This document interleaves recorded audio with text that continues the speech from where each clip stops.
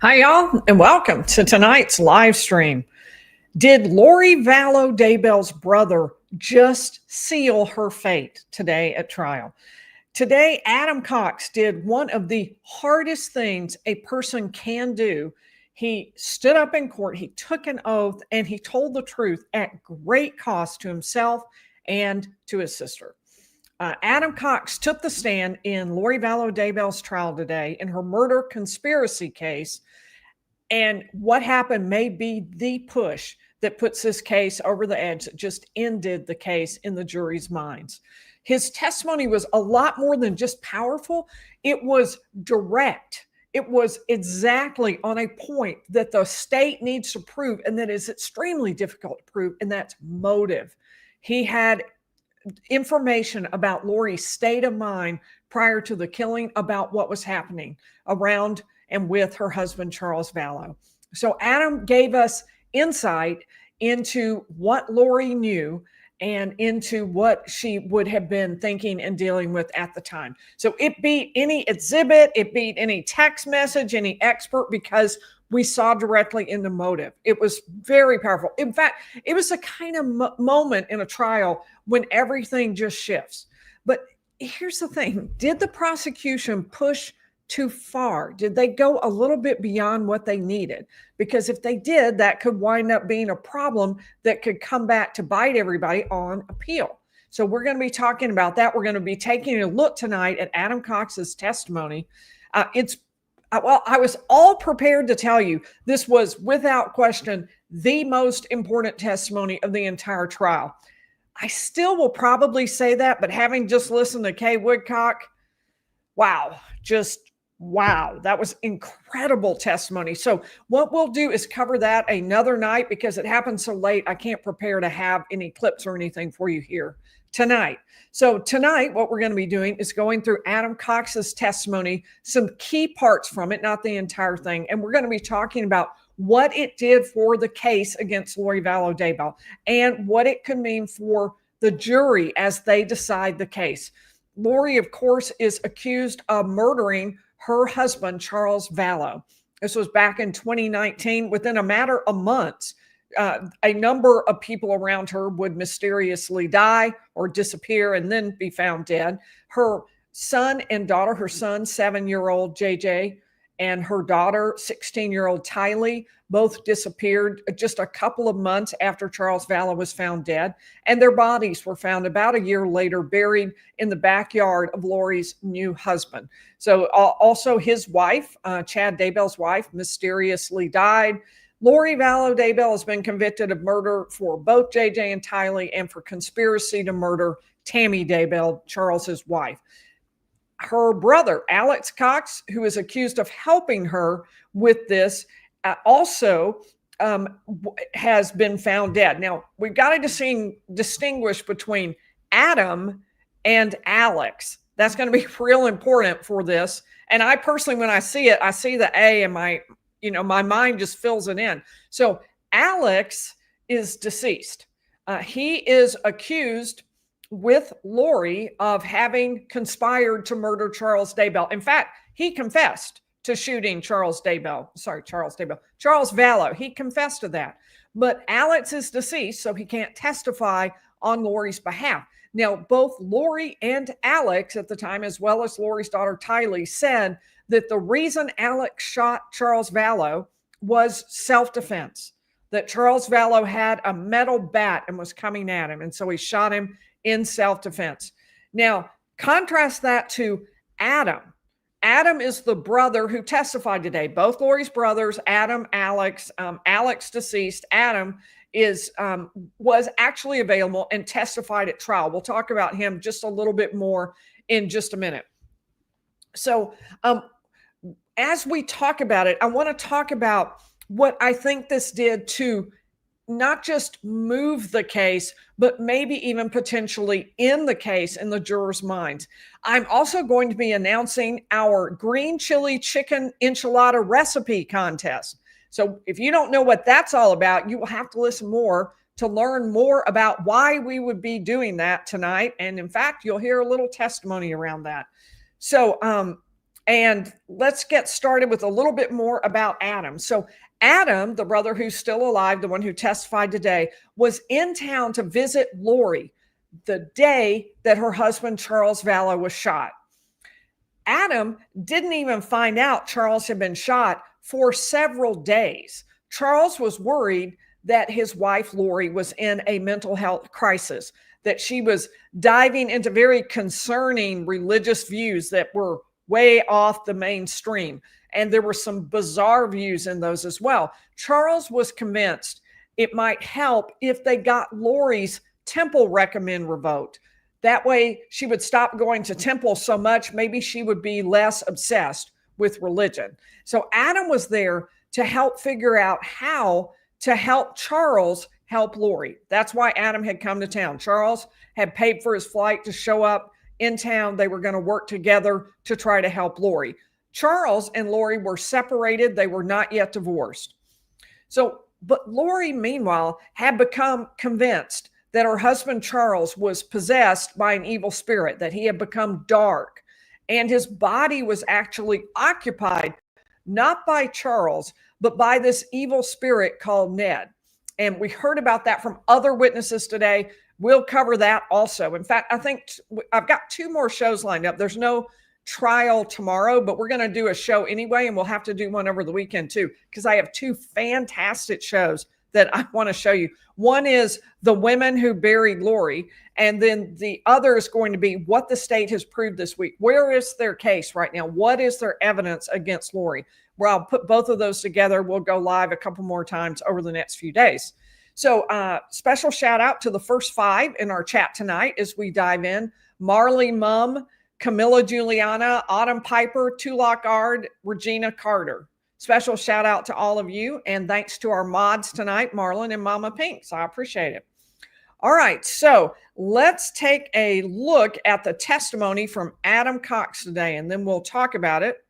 That Lori was going overboard, and that she was going to the temple like 5 times a week, and that's not normal in our religion, and that she was going a little off the wall. So he figured that if she got her temple, I have it a little bit speeded up. Sorry about that. It won't all be that fast. Recommend taken away from her, that she would come back to normal, who she was before she started in all this things that she was believing.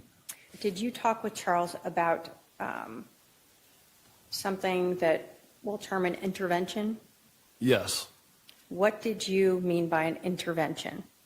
Intervention means Charles he's kind of desperate because nobody in our family would talk to him.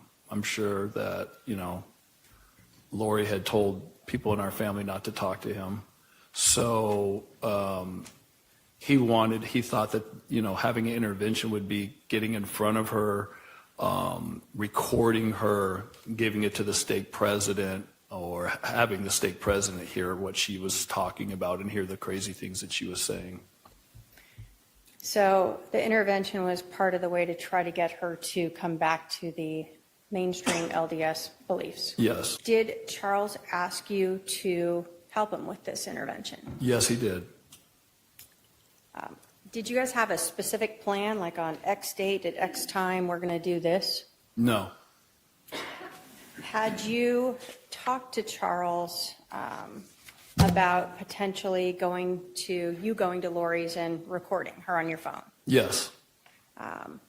Did you talk to Charles and text him about another idea of having a family dinner and again recording her so that you could play that for the stake president? Yes. So let's talk a little bit about what Adam Cox is talking about here. First of all, Charles Vallow, the husband, was convinced that Lori had just gone off the deep end, and that if they could just get her less involved in her overly religious thoughts, that they would be able to maybe help her, maybe pull her back from the edge. Adam was there to help with that. They were going to work together to come up with a plan for doing that. They are members of the Mormon Church, also known as the Church of Jesus Christ of Latter-day Saints. In that church, there is a stake, not state, but stake, as I understand it, president, who would have the power to revoke that that temple recommend that Lori had. Now, what's a temple recommend? It's apparently a certificate that you would use that would give you entitlement to participate in certain things at the temple. And it would be important if you were a member of the Mormon church to have that certificate and to be able to use that. So for Lori to lose that would be a very significant deal to her. Charles was doing this, though, not out of vengeance, but because he was worried about her, because she had some very decidedly not mainstream beliefs. And he felt like that would maybe control it. So Charles and Adam discussed, okay, let's have this intervention with Lori. Let's do something that will help her break out of this, to help her come to her senses, because she's really acting crazy and inappropriately. Was beliefs that were, you yourself personally, were you aware of Lori having any beliefs that were outside of what is accepted by the LDS religion? Yes. Can you tell us what you were aware of that you knew to be outside the LDS religion? Lori told me that she was in the process of translating from a mortal human being to an immortal human being, a celestial state. That's something that the LDS religion supports? I haven't heard of it and that it's happened here on Earth yet. Did you ever hear her talking about being married to someone that is relevant in your religion? Yes, I have heard that. Did she tell that to you? I don't know. I can't recall her telling me that, but I remember other people telling me that. Okay. Was there anything else that you recall her telling you that she believed that seemed outside the LDS religion? Yes. There was a time where she told me that she had more priesthood authority than the priesthood. And why, can you explain for us what that means, why that was significant to you? In our religion, the men hold the priesthood, and she said that she's in a state where she's above that. Okay. I didn't quite understand it, but very strange. Did you confront her about these beliefs? Above that. Okay. I didn't quite understand it, but very strange. Did you confront her about these beliefs? Confront her? No. Did you discuss with her about these beliefs? I just let her say what she wanted to say. Was there ever a conversation where, when she was telling you these things, where she asked if you thought she was crazy? Yes. And how did you respond to that? I said, I don't know if you're crazy, but what you're telling me is not true. It's not real. After you said that, what happened to your relationship with Lori? She stopped talking to me. What he talked about today, what he testified to, was different from what some of the women who testified today talked about. They talked about Lori's belief about dark spirits, about zombies, about the idea that evil could inhabit a person and push out the person and take over the body. In this particular case, though, her brother Adam didn't talk as much about that as he did about her belief about herself, that she herself was becoming a celestial being. I don't know if that means God in the Mormon religion. That's how I interpret it, that she's becoming God, a God, and that obviously that would create a sort of megalomania that may be some of what we saw. In addition to that, she was talking about how she was more important, higher up than men who were in her church, who were in the priesthood. She was more of a priest than they were. And she talked to her brother Adam about that. Now, he told her, he didn't want to, she must have wondered at least a little bit, am I crazy? Do you think I'm crazy? And he said, well, yeah, I don't know about that, but I do think this is wrong. This is not true, not correct. But so that has to have been part of his concern for her as well. But you see that as soon as he said that, she cut him off. She was unwilling to accept that from him. That was his testimony today. Let me say thank you to Linda Garris. I appreciate that very much. And I'm glad you like the explaining of the law. Thank you to Michael Lalonde for his super chat. Ned Schneider, who was in fact the person named as having inhabited Charles Vallow's body, has sent us a message from beyond saying that he's innocent. So thank you for letting us know, Ned. Peeps is a new member. So glad to have you. And Helen we will, by the way, we're having our next members only live Monday night after our regularly scheduled live stream. So great timing on that. And thank you, Helen, for the super sticker.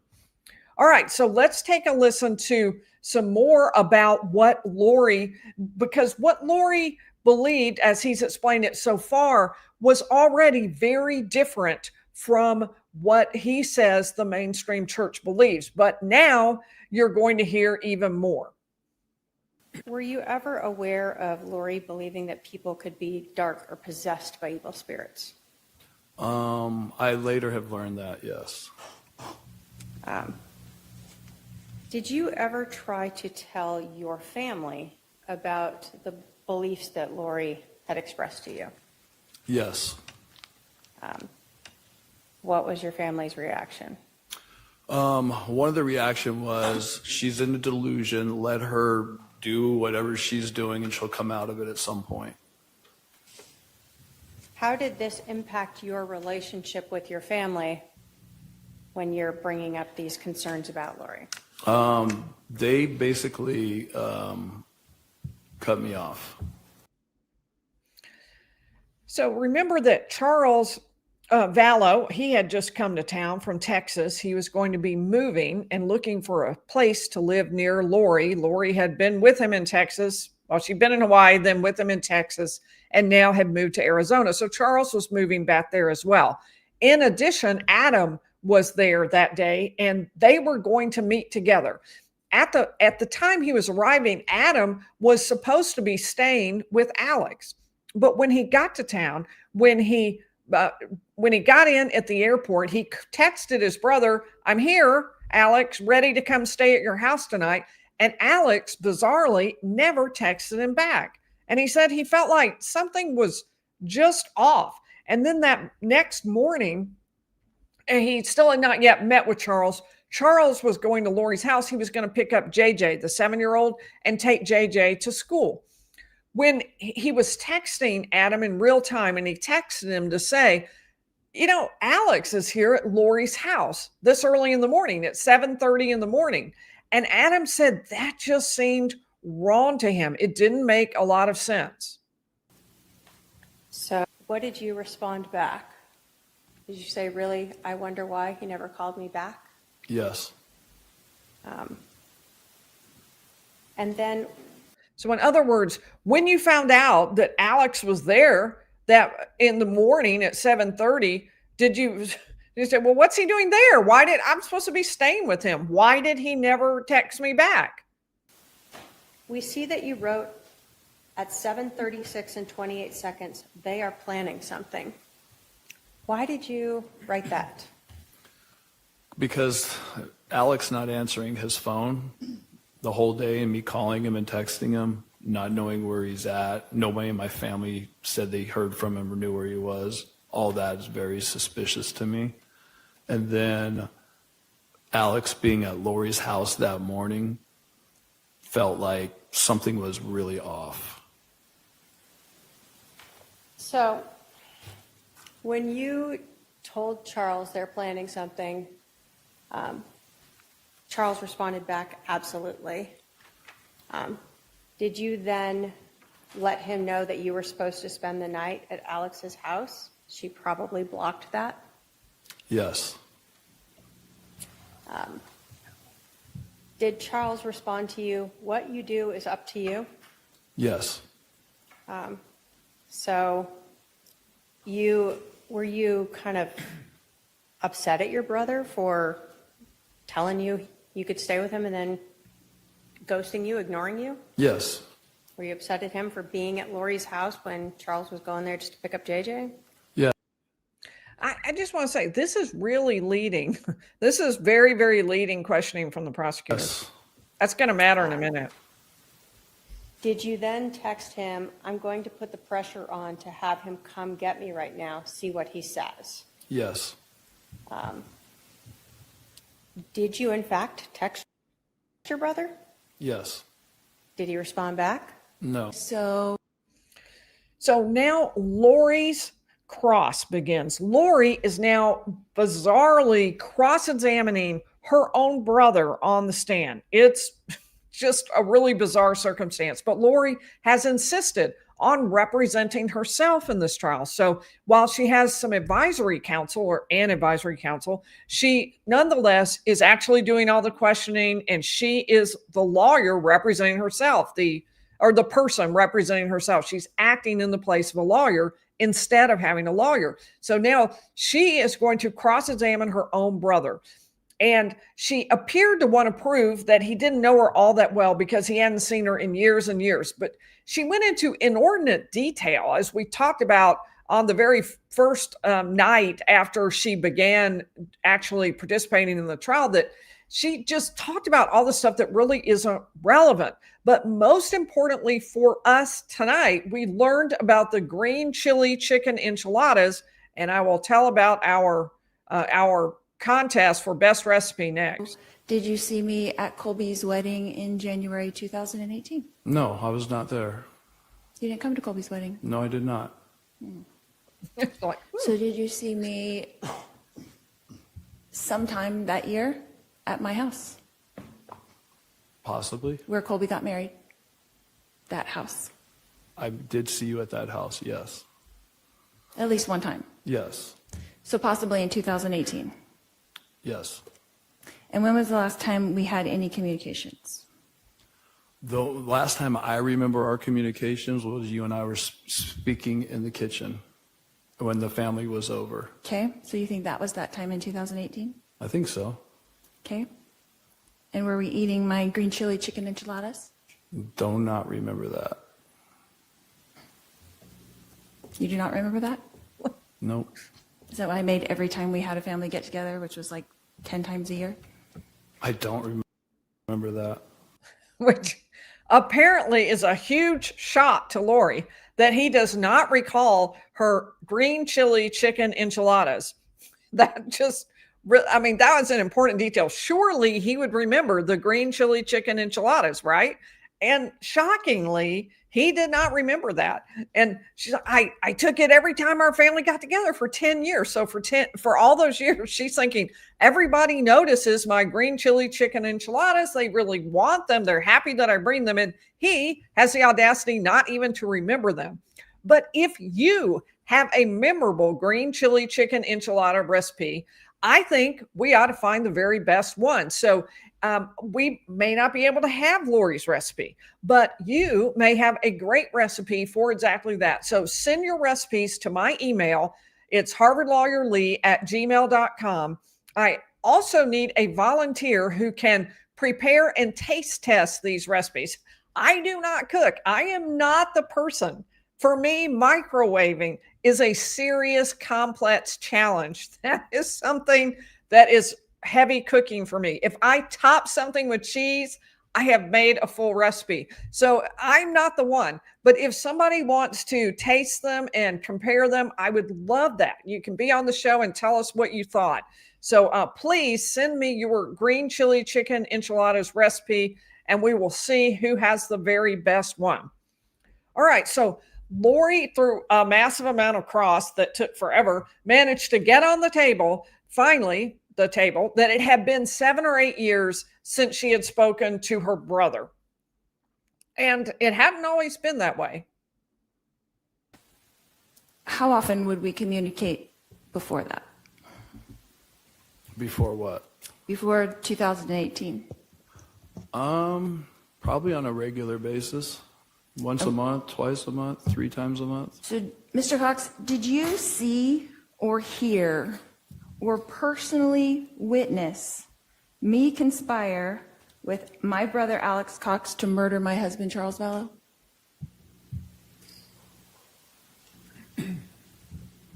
Repeat that again? Okay. Did you see with your eyes, or hear with your ears, or personally witness me conspire with my brother Alex Cox to murder my husband Charles Vallow? No. Thank you. No more questions. Have you, And so that is the highlight for Lori Vallow Daybell of where this cross-examination went. It's all downhill from here for Lori Vallow Daybell, but she was very formal with her brother. You saw how she called him Mr. Cox, and that the question she seemed to think would matter is, did you personally see that I murdered him, or conspired, more particularly conspired with my brother to murder my husband? Were you there? Did you see that? And the answer is no. This is a circumstantial evidence case. There's not an eyewitness who was present, because every eyewitness who was present is now dead, except for Lori. Alex Cox, dead. Tylee, JJ may have been out in the car, but at least was present in the area. And Tylee was probably out in the car, but was there for at least the beginning of the fight. She's dead. JJ is dead. So the only person left who can say anything about what happened is Lori. And of course, Charles Vallow himself is dead. So that is where it gets way worse for Lori. Now let's talk a little bit more. Let's listen to a little bit more.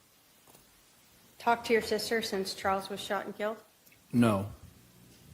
So since that happened, you cut off all communications with her? Yes. Prior to that, you were being asked about 2018 being at Lori and Charles's house. Was that the time where Lori told you she was becoming a celestial being? Yes.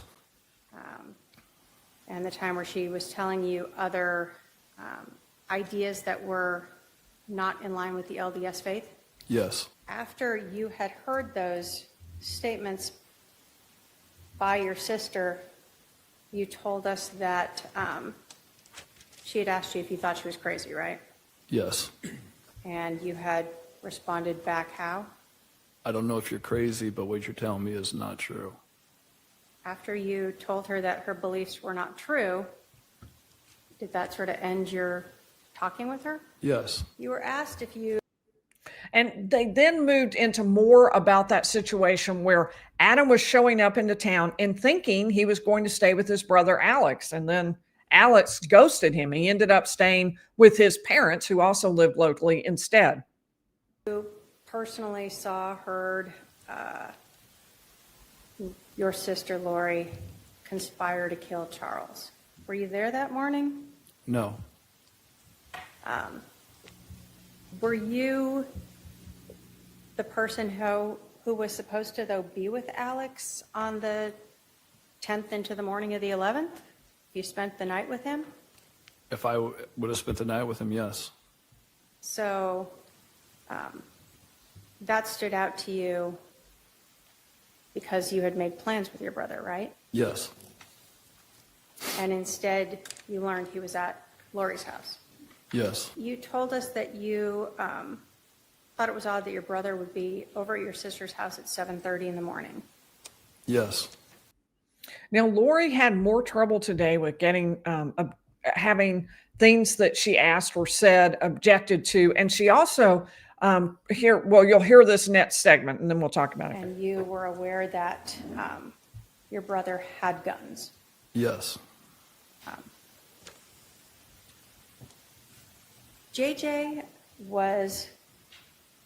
Charles was going there to pick up JJ, right?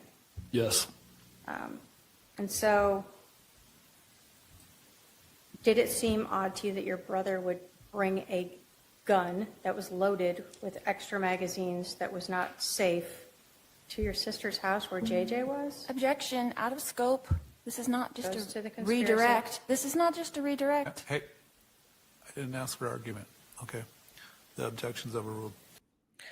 I'm not sure the judge got that one right. I think that is pretty far outside the scope of what Lori had asked about on her cross-examination. If there had been a question about green chili chicken enchiladas, that certainly would have been within the scope. But this may be a little outside it. The judge gives her a little leeway, gives the prosecutor a little leeway, and you are about to see just unbelievable testimony here from Adam Cox, the brother. It is strong as goat's breath, as one of my mentors used to say. It is really strong. What's the question? Sure. Did it stand out to you that your brother, who knew JJ, would bring a loaded gun and extra ammunition to the house where JJ was running around? Remember, JJ is 7 years old and autistic. Well, It I didn't know at the time. Yeah. You're saying afterwards? Yeah, you learned afterwards your brother killed him, right? Yes. So when we're talking about this conspiracy and things that are going on, did that seem odd to you that your brother would bring a loaded gun and extra ammunition in a unsafe way to a house where your sister's son, JJ, lived? Yeah, it seems extreme. And so obviously that's true, right? You don't want a loaded gun just in the nightstand beside the bed where Alex said it was, in a home where you've got a 7-year-old running around. That's just not a great idea. And so clearly that's an issue, and they're going to keep going. When you were talking to your family after this happened, did you actually tell them that you believed that Lori and Alex had conspired to kill Charles? Yes. Why was that? Because Lori had told people that Charles was no longer living, that some guy named Ned was inside of his body, that there was a zombie living inside of him. And Alex didn't respond to any of my text messages when I was supposed to be with him. And he was at that house that morning. Lori talking crazy about how she's a translated being. All these things all added up into that moment and that morning. Once I found out on Saturday that Charles was shot and killed, no doubt in my mind that they killed him. That's a feeling that I got. And you told your family that? Yes. No other questions? Of course there were not. Mic drop. Am I right? Oh my gosh. That is the whole case in a nutshell. He just put it all together. That was a closing argument. He just made a closing argument to the jury. He said, listed all these things that didn't make any sense. Alex not responding to the text messages. Lori talking about being a translated being. And Charles going to the house and finding Alex already there at 7:30 in the morning. Everything about this made no sense. He said when he found out Charles had been shot there, quote, "No doubt in my mind that they killed him." That's a feeling that I got, and he told his family that. Unbelievable. That is exactly what the jury will be making a decision about. Now, it was at that point that the judge became a little concerned that maybe some of that went beyond what Lori had asked about on cross. Now, she did ask about the family, so I'm not sure it did, but he was worried about it. And let me show you what happened next. The last line of questioning from the This is the judge talking. possession of the gun on, I think the defendant's right, was technically beyond the scope of her cross. So based on that, I'll allow the defendant, if she wants to recross on those issues, if she elects to, may do so now. Charles just Now, thought that Lori was going Let overboard, me and stop that and pull it out. All right. So, however, what happened was Lori didn't have any more questions to ask. She didn't have anything else she wanted to say, and I'm not sure there's any coming back from that. What would she say that would possibly be cross to that? Because it's a really well-reasoned, well-thought-out explanation of the circumstances and the facts that didn't add up and that made him believe that Lori must have done it, that he, quote, had no doubt in his mind that she was the one who had done it, that she and Alex together had done this and had done it on purpose. And unbelievably powerful. And that's why I would have to say he is probably going to be the most important witness of the trial. Although, like I said, Kay Woodcock was unbelievable, unbelievably powerful. So she was just an amazing witness. So we definitely will cover that later.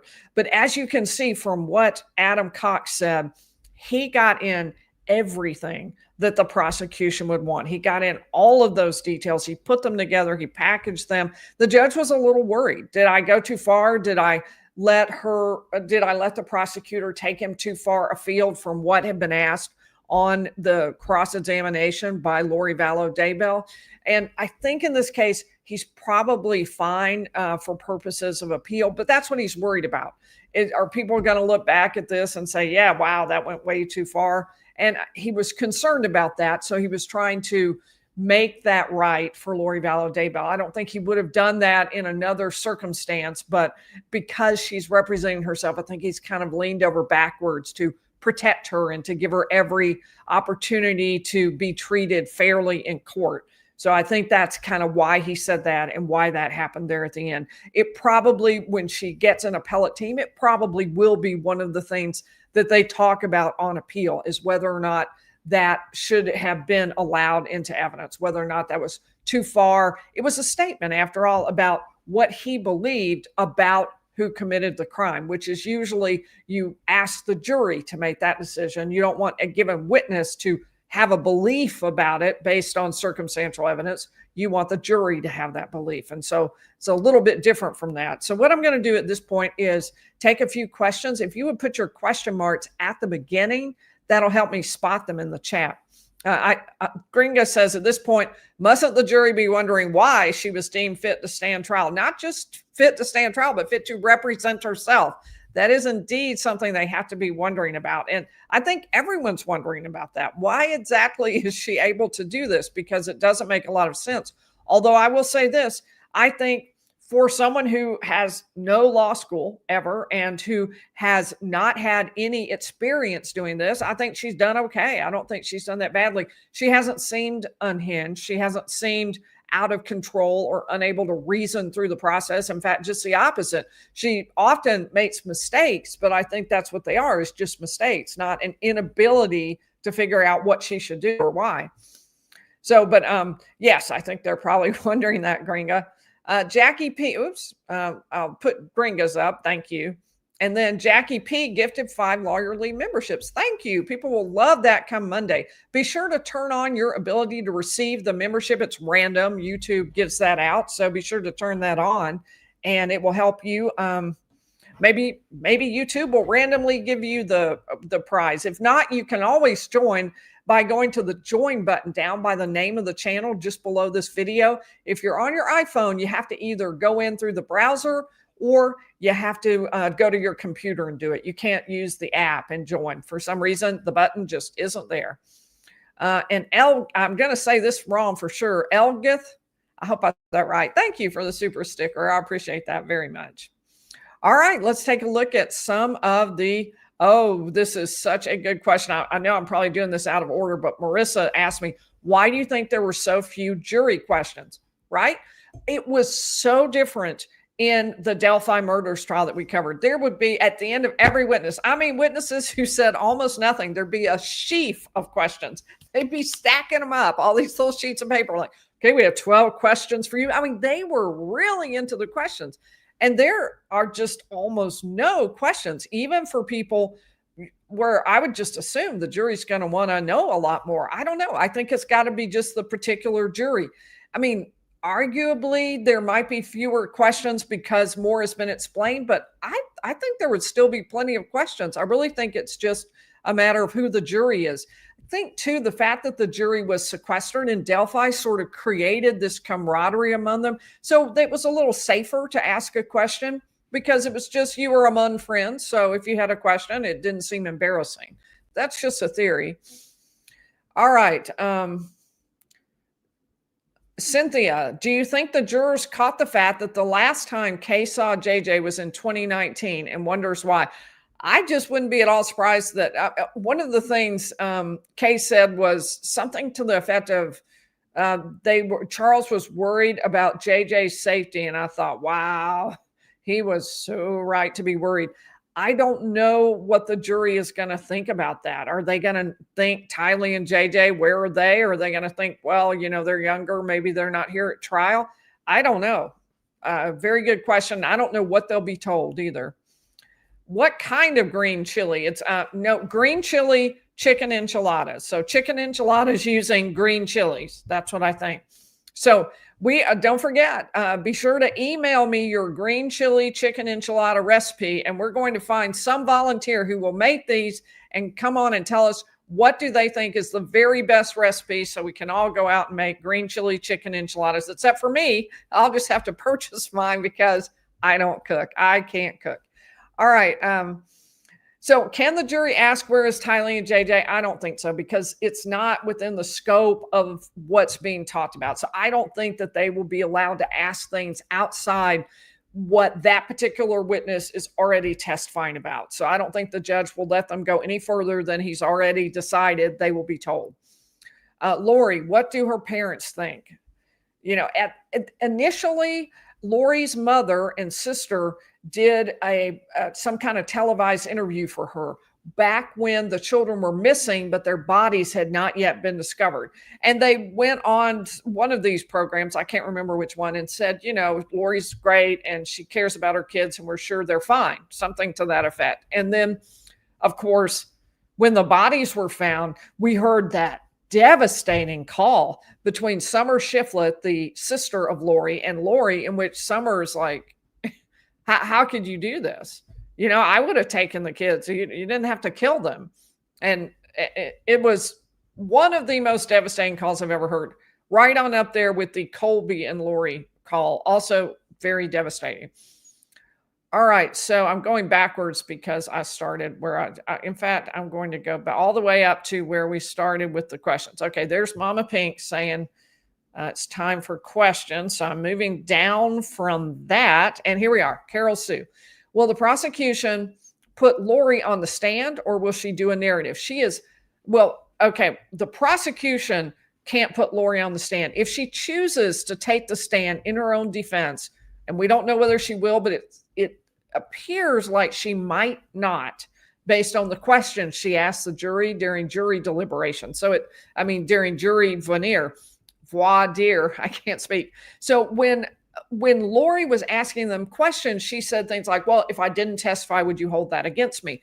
We don't know if she just wanted to know generally in case she didn't testify, or maybe she hasn't made the decision yet, or maybe she will testify. We'll just have to wait and find out.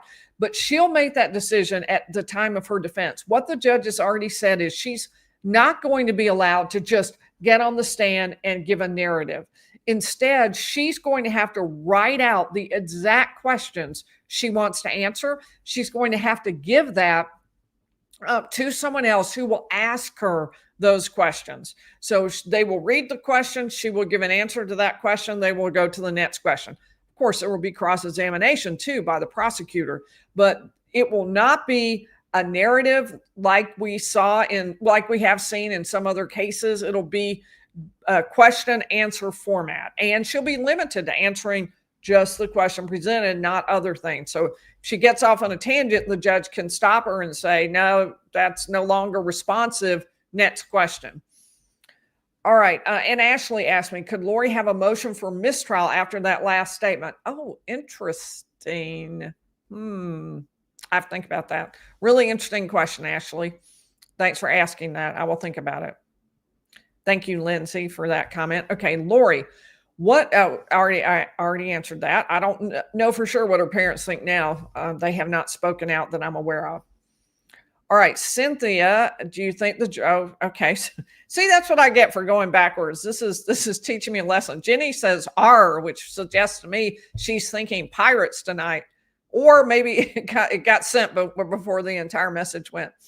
Reba, do you think the jury is wondering why they are speaking about the children in the past tense? Oh, that would be really interesting. I can't remember. You might be thinking that they're talking about events in the past. So you might say, yeah, JJ went here, Tylee went there. I don't know if they've been able to tell that. It would be really interesting to to look at the testimony from that perspective. So I'll try to keep that in mind as we go forward, whether or not it would be apparent to the jury. I mean, surely they're probably going to have some idea. Amber Apple, do we know if her subpoenas ever went out? Well, yes, I think we do know that. And the reason we know that is because earlier, I think maybe it was yesterday or the day before, the prosecution said, look, we have a bunch of detectives or law enforcement who have contacted us and said they received subpoenas and they're supposed to be here tomorrow morning. Everybody, well, that doesn't make any sense. The state's still on its case. So Lori said, yeah, it's premature. They aren't supposed to be here. Yeah, it's too early. But they have apparently received some kind of subpoena, some kind of notice that they needed to appear, which I assume was a subpoena. So I think at least some of those went out. I don't know how many. I don't know if she got the witnesses she really wanted or not. American Justice. The prosecution was very leading in questions today, but Lori Vallow Daybell did not object. That is correct. And Kay Woodcock was great. She held it together, but wanted to tear into Lori Vallow Daybell. No question about that. Although American Justice, that wasn't really a question. It doesn't count, but you're absolutely right. If you don't object to a leading question, then typically you have waived the objection to that. That's why I think the judge felt badly. When she made that objection, this was outside the scope, and he said, no, I think she read it as, okay, as a layperson, that means the judge says I'm wrong. I don't understand perhaps the whole outside the scope of cross-examination things, so maybe I got that wrong. And so she didn't keep objecting, whereas an attorney would be supposed to know you have to keep objecting unless the judge gives you some kind of standing objection, which they usually don't. Kyle, will they show Lori's police interview? She said she heard one shot and came around the wall and Charles was on his back, which he was on his back, right? But she definitely, the testimony so far is that there were two shots. It is often the case, though, that eyewitnesses or ear witnesses in Lori's case hear something, see something that's a little bit different, and that is kind of normal. But if I imagine they will show the police interview, that's what I think will happen. We haven't seen it yet. Kathy Lou, why, if Ned was, we did see a little excerpt of her when she was on body cam at the scene. She and Tylee had taken JJ to school, gotten some breakfast, bought some flip-flops. They came back and they were now at the house outside. It's surrounded by police cars, law enforcement, fire department, and they come up to talk to law enforcement. We got a little clip of that with her talking to law enforcement. Ian Austin asked, what witnesses, who will be coming up next? I don't know the answer. Good question, and I'm curious too. Jenny, does the jury know that she is currently in prison? Not that I am aware of. Not that she's in prison for unaliving her kids was Jenny Hartman's question. I don't think so.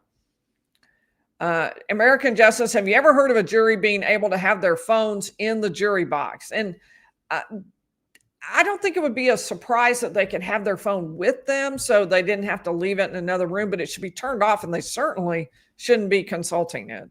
So I think that's, semi-normal. All right, Michelle, thank you so much for the super sticker. I appreciate that greatly. And MB has been a member for 3 months. Welcome, glad you're here. All the leading 2 days in a row, Judge Unbothered. Yeah, and I think Lori asked one question or made one objection to leading. And the judge is like, no, that's not leading. And it was the opposite of leading.